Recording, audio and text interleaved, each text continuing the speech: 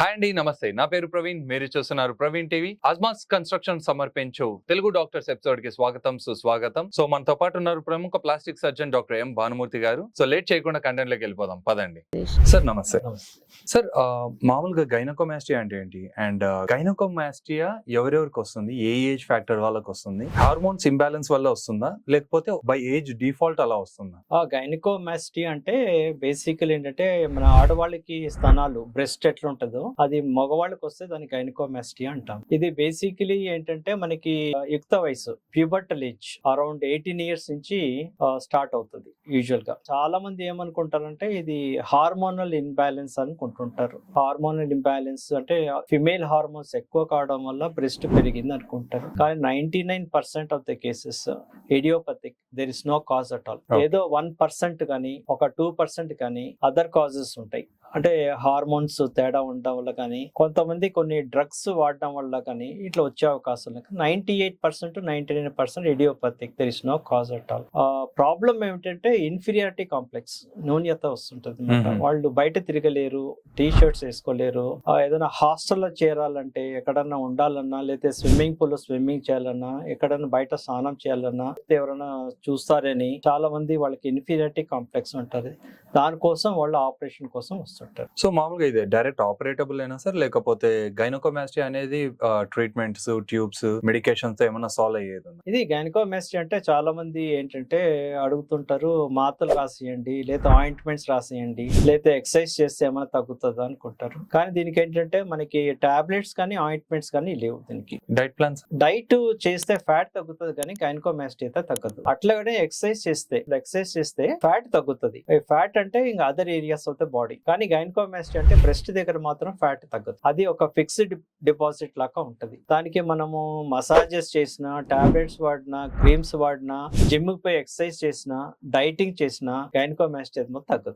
At the same time ఇంకోటి ఏంటంటే గడ్డల్లా తయారైతుందా sir, లేకపోతే ఇది ఓన్లీ లిక్విడ్ ఫ్యాట్ మాదిరి ఉంటుందా? ఇది గైనకోమాస్టియా జనరల్ గా 2-3 రకాలు ఉన్నాయి. ఒకటేమో కొంతమందికి ఓన్లీ గ్లాండ్ అంటే హార్డ్ గా ఉంటది. కొంతమందికి ఫ్యాట్ గ్లాండ్ ఉంటది, ఫ్యాట్ అంటే సాఫ్ట్ గా ఉంటది. కొంతమందికి ఓన్లీ ఫ్యాట్ ఉంటది. సో మనం ఎగ్జామిన్ చేసినప్పుడు వాళ్ళకి ఫ్యాట్ ఉందా, ఫ్యాట్ ప్లస్ గ్లాండ్ ఉందా చూసుకుని దాని ప్రకారంగా మనం ఆపరేషన్ చేస్తాం. మాత్రలు కానీ ఆయింట్మెంట్స్ కానీ మసాజెస్ కానీ ఏం పనిచేయవు. మాక్సిమం ఈ గైనకోమాస్టియా అనేది ఎటువంటి వాళ్ళకి వస్తుంటుంది సార్? ఎక్కువగా ప్యూబర్టల్ ఏజ్ 18 ఇయర్స్ నుంచి స్టార్ట్ అవుతుంటది. అది it can extend over 25-30 years వరకు ఉండొచ్చు. సో ఫస్ట్ ఆఫ్ ఆల్ ఒక గైనకోమాస్టియా పేషెంట్ వచ్చారు అంటే ఫస్ట్ ఏం ప్రొసీజర్ స్టార్ట్ అవుతుంది, అండ్ వాళ్ళు హాస్పిటల్ ఉండే టైం ఎంత ఉంటుంది, బయటకు వచ్చే టైం ఎంత ఉంది, అండ్ తర్వాత నేచురల్ గా వాళ్ళు వర్క్ చేసుకోగలుగుతారా? ఇప్పుడు గైనకోమాస్టియాలో కూడా గ్రేడ్స్ ఉన్నాయండి. దీంట్లో గ్రేడ్ 1, గ్రేడ్ 2, గ్రేడ్ 3, గ్రేడ్ 4 ఉంది, డిపెండింగ్ అపాన్ ద సైజ్ బట్టి.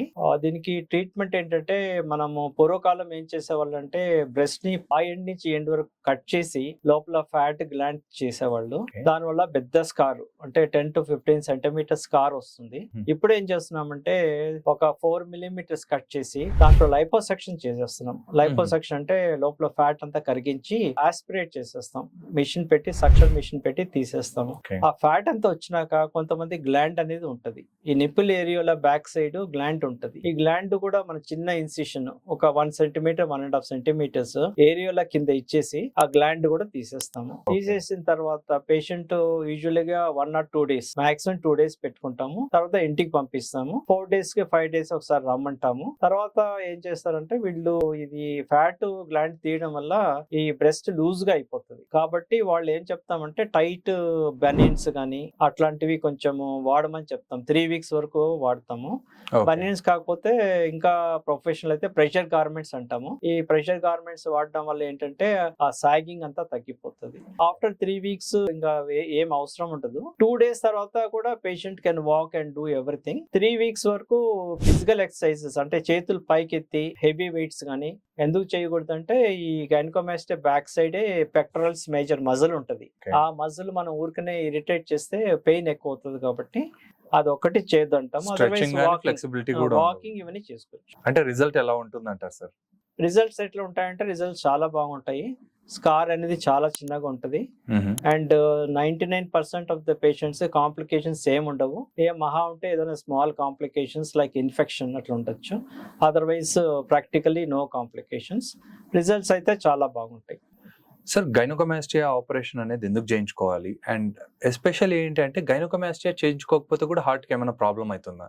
గైనకోమాస్టియా వల్ల హార్ట్ కి ఏం సంబంధమే లేదు. ఎటువంటి హార్ట్ అనేది చాలా డీప్ గా ఉంటది. సూపర్ఫిషియల్ ఫ్యాట్ అండ్ గ్లాండ్ అంతే. డీప్ అయితే పోము, మనం అంత డీప్ కూడా పోము. రెండోది ఎందుకు చేయించుకుంటారంటే టీ షర్ట్స్ వేసుకోవడం అంతా జరుగుతుంది కాబట్టి బయటికి ఎక్కువ కనపడకుండా ఉండాలని ఇదొకటి. హాస్టల్లో చేరేటప్పుడు స్నానం చేసేటప్పుడు ఇబ్బంది పడతారని కొంతమంది చేయించుకోవడము. తర్వాత బయట స్నానం చేయాలన్నా స్విమ్మింగ్ పూల్ లో ఏమైనా దిగాలంటే కూడా వాళ్ళు ఇబ్బంది పడుతుంటారు. అందుకోసము ఈ ఎక్కువగా సర్జరీ చేయించుకోవాలనుకుంటారు. చాలా మంచి ఇన్ఫర్మేషన్ ఇచ్చారు sir. Okay, thank you. So చూసారు కదండి, గైనకోమాస్టియాతో బాధపడుతున్న వాళ్ళకైతే ఈ వీడియో యూస్ఫుల్ అనుకుంటున్నాను. ఒకవేళ మీ సర్కిల్ ఎవరైనా గైనకోమాస్టియాతోనే ఇబ్బంది పడుతున్నట్టు అనిపిస్తే మీ ఫ్రెండ్స్ అండ్ ఫ్యామిలీ మెంబర్స్ కూడా షేర్ చేయండి.